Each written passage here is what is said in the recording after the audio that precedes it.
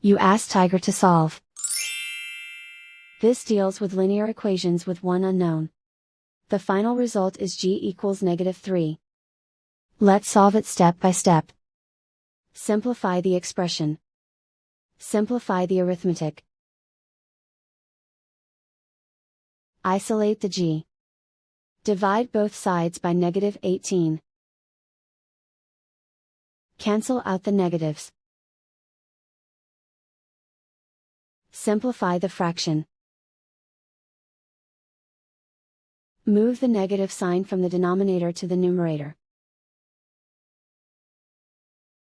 Find the greatest common factor of the numerator and denominator. Factor out and cancel the greatest common factor. And so the final result is g equals -3.